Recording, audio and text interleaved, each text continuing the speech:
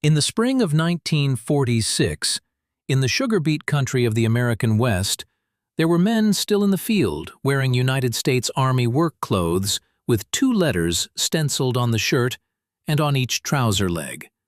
PW, Prisoner of War. The war in Europe had been over since the previous May. The country that drafted them had surrendered. And they were still in the field, on an American contract, thinning beets. Stay in that field with me for a moment because the obvious explanation is the wrong one. These men had not been forgotten. Nobody had lost their paperwork. Nobody had misplaced a camp. In Washington, there was a table with one line for every month and a number written on every line. And these men were on that table. They were counted at the end of April. They would be counted again at the end of May. They were not overlooked. They were scheduled, which is the whole story, and a stranger one than most people expect. The camps in America did not empty when the war ended. They emptied when somebody wrote down a date and then refused to move it. Start with the table, because the table is the most honest thing in this entire story, and it is the reason we can do this at all. It is in the United States Army's own history of the program. Monthly census of prisoners of war interned in the continental United States. 1 row per month. The Army was counting its prisoners the way a bank counts cash, and it left the ledger open. Here is the line that matters most. At the end of May 1945, the month Germany surrendered, there were 425,871 prisoners of war inside the United States. 371,683 of them were German. That is the peak. And a caution, because that figure is easy to read as a total. It is not a total. It is a census. It is the number of men who were physically in the country on the last day of a particular month. And the month it belongs to is the month the war in Europe ended. Now watch what happens next. The end of June 1945, 425,806. 53 days after the surrender, the number has moved by 65 men. The end of August, the month Japan surrendered, nearly 416,000. The end of December 1945, 7 months after victory in Europe, 341,000. So there is your first hard fact. More than 7 months after the war those men had been captured in was over, and 4 months after the Second War was over as well, the United States was still holding well over 300,000 enemy prisoners inside its own borders, and working most of them. The question this video is going to answer is, who decided that, and what finally made it stop? Before the surrender, holding them was not complicated to explain. There was a war on, the men were dangerous if released, and there was nowhere to release them to. After the surrender, every one of those explanations expires at once, and something else has to be doing the work. The something else was a contract. By 1945, out of every 100 prisoners of war who could legally be put to work under the Geneva Convention, 95.6 were working. Not most of them, not the fit ones. Effectively, all of them. Between 1943 and 1945, contract labor by prisoners of war in the United States came to more than 34 million man-days. Agriculture took the largest share, near 21 million. Forestry, another 5 million. Food processing, over 4 million. And here is the thing about the contract system that made it so hard to switch off. A farmer, or a cannery, or a pulp mill signed a contract with the government. The camps were built where the crops were. There were hundreds of camps, in very nearly every state, and a great many of them were small branch camps put up next to a specific harvest. You cannot dismantle that in a week. A supply chain does not come apart the way a prison does. And when the war ended, the supply chain still had customers. Now, before we go further into what those customers did, I want to ask you for something, and it is not the usual thing. I am going to give you the ending. Right now, at the front, the last line of that census table, the one for June 1946, reads 162. 162 prisoners of war left in the United States out of 425,871. I am handing you that on purpose because the number is not the story. The number is the instrument. What I want you to do for the rest of this video is hold those two figures in your head, 425,000 at the top and 162 at the bottom, and watch me show you the machinery in between and the 4 or 5 people who actually worked it. If you would rather have your history with the arithmetic left in, subscribe, and I will keep leaving it in. So, the customers. In late 1945, the Secretary of Agriculture and some members of Congress insisted that the War Department keep prisoners of war in the country to bring in the crops. I want to be precise about the shape of that sentence because it is doing something people find genuinely surprising.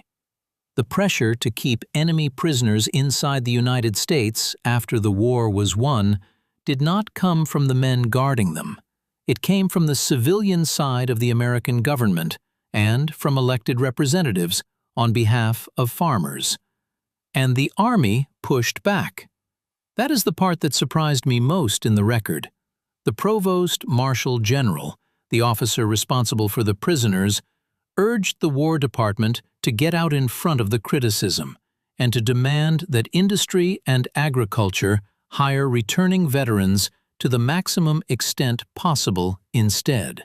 The acting Secretary of War went to the War Manpower Commission and to the Secretary of Agriculture and pressed the same point. Replace the prisoners with free labor. The Army also built itself a set of breaks. There was a monthly labor survey run jointly by the War Department, the War Manpower Commission, and the Department of Agriculture. In August 1945, that survey forecast that free labor would be sufficient by early 1946. Every certificate saying an employer needed prisoners had to be reviewed again, and the service commands were instructed to write prisoner labor contracts 30 days at a time and no longer. 30 days at a time. That is an institution putting a leash on itself and handing the other end to a calendar. It did not hold. In January 1946, the pressure got so heavy that the President of the United States announced, after consulting the War Department, a 60-day deferment in returning contract prisoners to get 3 specific industries through a temporary labor shortage: sugar beet, cotton, pulp wood, 3 crops and 60 days. That was the entire concession.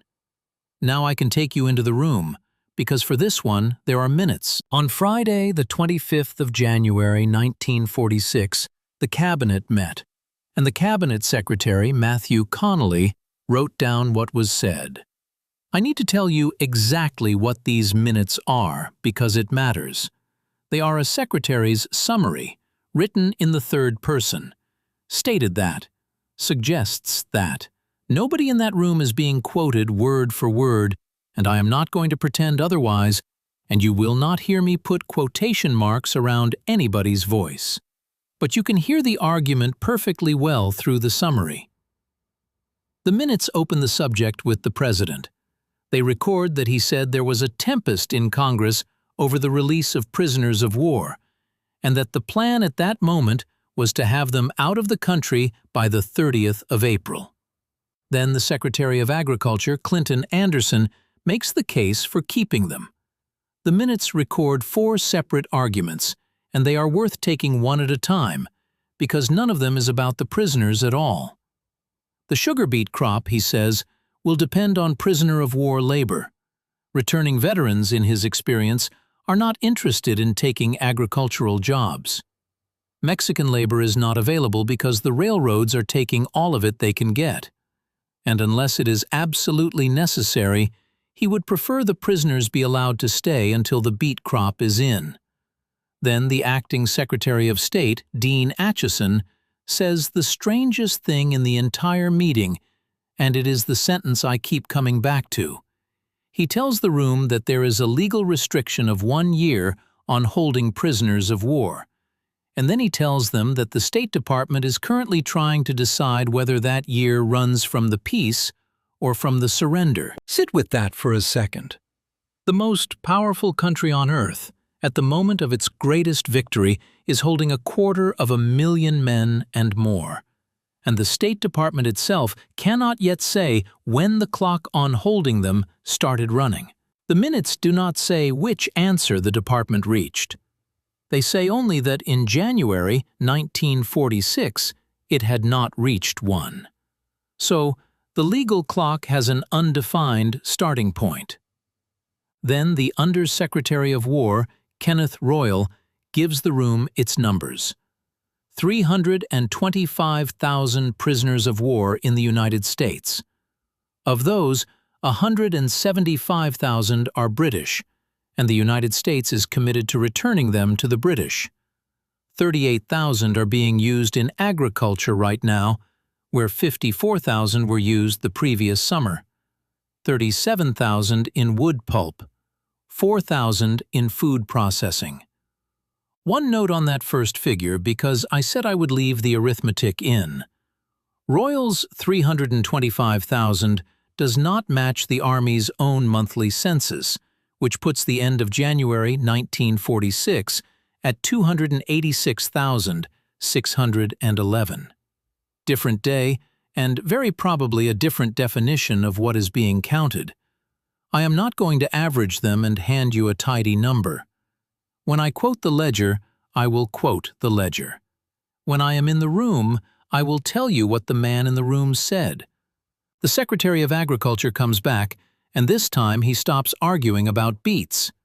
"We have cotton on hand," the minutes record him saying, "but we are desperately short of food.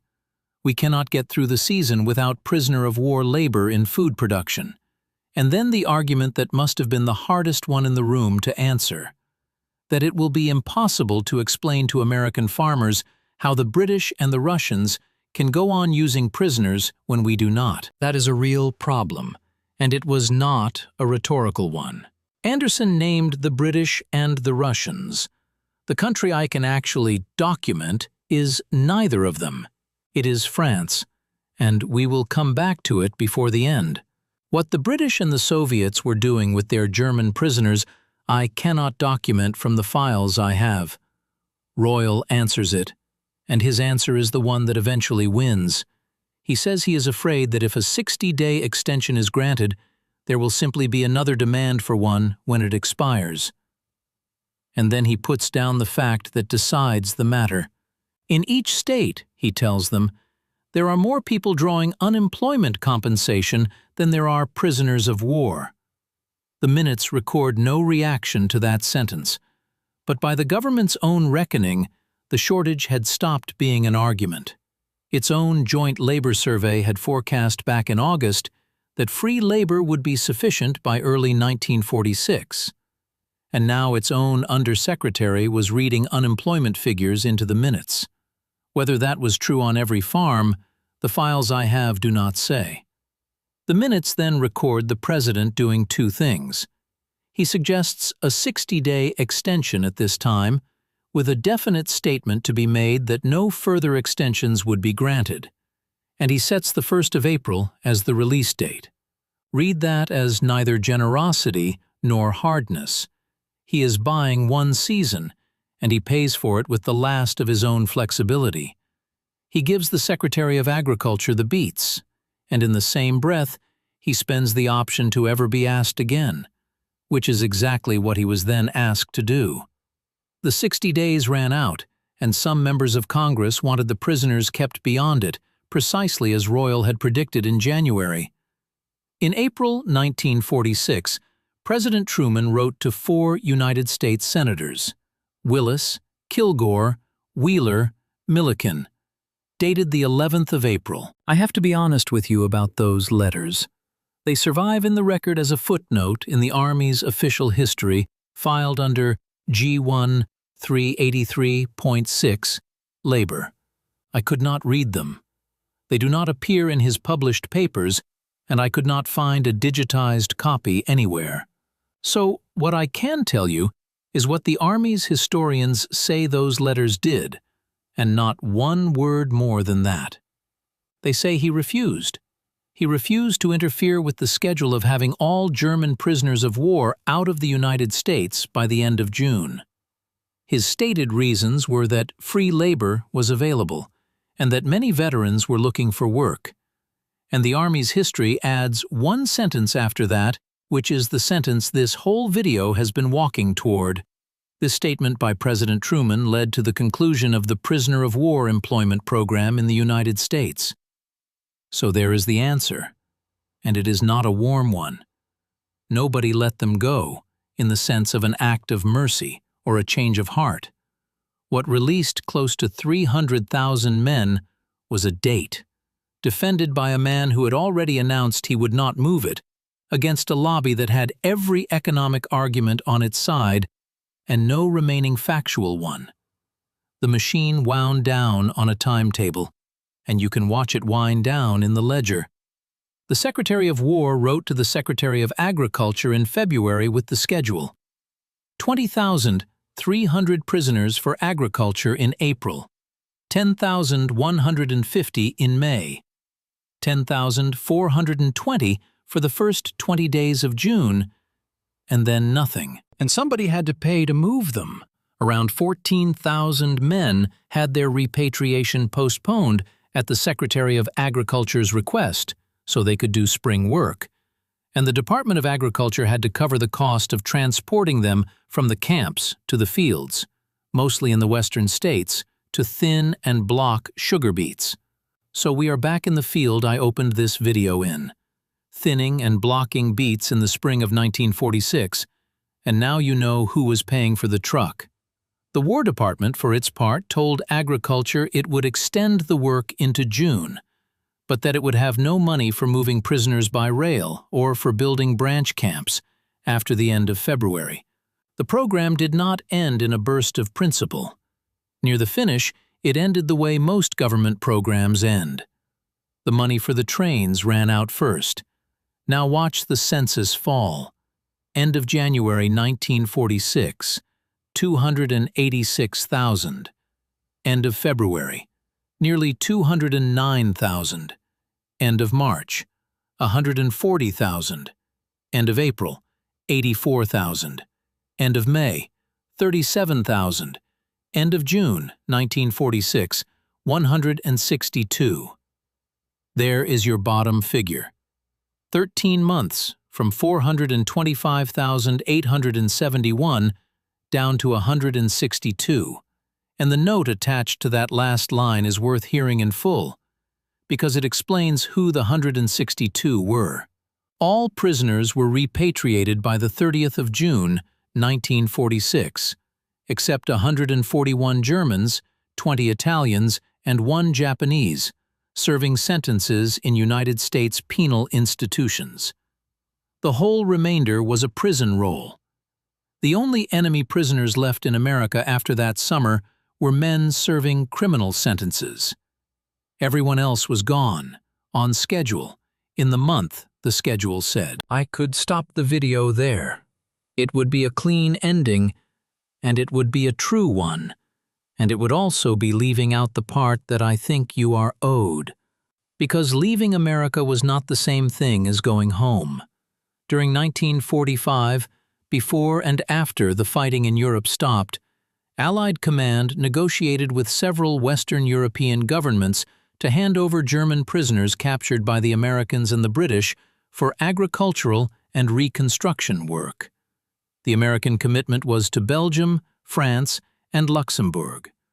The figure for France was tentatively set at 1,300,000 men. Around 700,000 were actually transferred. The French agreed to maintain them to Geneva Convention standards. The Red Cross did not think so. In late 1945 and again in 1946, the International Red Cross lodged strong protests about the treatment of German prisoners in French custody. Here is what the United States did about it, and this is on the record, in the Army's own account. American authorities temporarily stopped the transfers to the French. They shipped clothing and equipment to prisoners already in French hands, and they repatriated the men who were physically unfit to work. Some further transfers were made afterwards, but on a reduced scale. By March 1947, the American ambassador in Paris was reporting to Washington that France was holding 630,000 German prisoners, of whom 450,000 had been transferred by the United States, and that more than 500,000 of them were working in the French economy. 55,000 in the coal mines, 210,000 in agriculture. I have to draw a line here, and I am going to draw it out loud rather than let you draw it for me. I cannot tell you that the specific men who left an American port in June 1946 went to a French coal mine.